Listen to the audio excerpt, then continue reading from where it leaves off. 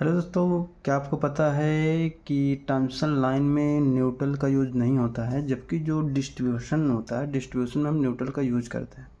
तो आज के इस वीडियो में हम यही जानेंगे कि ट्रांसमिशन लाइन न्यूट्रल का यूज़ क्यों नहीं करते हैं और डिस्ट्रीब्यूशन में हम न्यूट्रल का यूज़ क्यों करते हैं।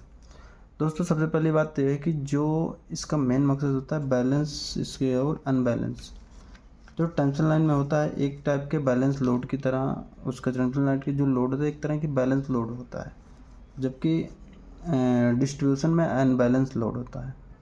बैलेंस लोड में क्या होता है कि दोस्तों तीनों फेज का जो आरएमएस वैल्यू होती है I R I Y I B, तीनों फेज की आरएमएस वैल्यू सेम होती है, जबकि जो अनबैलेंस लोड होता है तीनों फेज की आरएमएस वैल्यू अलग अलग होती है। अब तीनों फेज की जो बैलेंस लोड होते हैं इसमें तीनों फेज की करंट का वेक्टर सम जीरो होता है। करंट का वेक्टर सम जीरो होने का मतलब ये हुआ कि किसी एक फेज से अगर करंट सोर्स की लोड की तरफ जा रहा है तो बाकी दो फेज से या बाकी एक फेज से करंट लोड से सोर्स की तरफ रिटर्न हो रहा है, उसे रिटर्न पाथ जो है उसी तीनों फेज में से किसी एक फेज से रिटर्न पाथ प्रोवाइड हो जा रहा है। जबकि तीन फेज जो अनबैलेंस लोड की वजह से तीनों फेज का करंट अलग अलग होता है, तो उसमें रिटर्न पाथ के लिए हमें अलग से न्यूट्रल वायर प्रोवाइड करना पड़ता है। डिस्ट्रीब्यूशन में अनबैलेंस लोड इसलिए होता है कि किसी एक फेज पे एसी, कूलर, फैन, फ्रिज कुछ ज़्यादा लगे होते हैं और किसी दूसरे फेज पे वो कम लगे होते हैं, जिसकी वजह से सब में अलग अलग करंट होता है। और अलग अलग करंट होने की वजह से उसका जो वेक्टर सम होता है वो जीरो नहीं होता है, उसमें कुछ ना कुछ करंट होता है।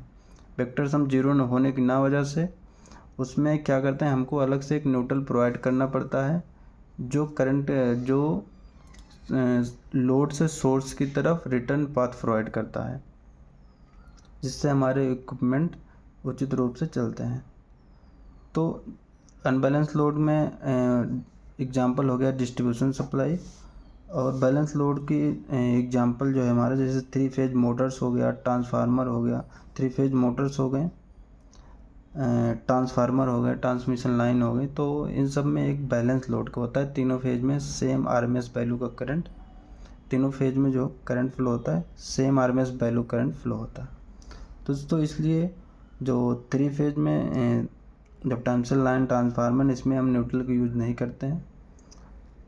और जो अनबैलेंस लोड होता है डिस्ट्रीब्यूशन सप्लाई, इसमें हम न्यूट्रल का यूज करते हैं। न्यूट्रल क्या करता है, उस करंट को रिटर्न पाथ प्रोवाइड करता है। दोस्तों, अगर इस वीडियो से आपको जानकारी प्राप्त हुई है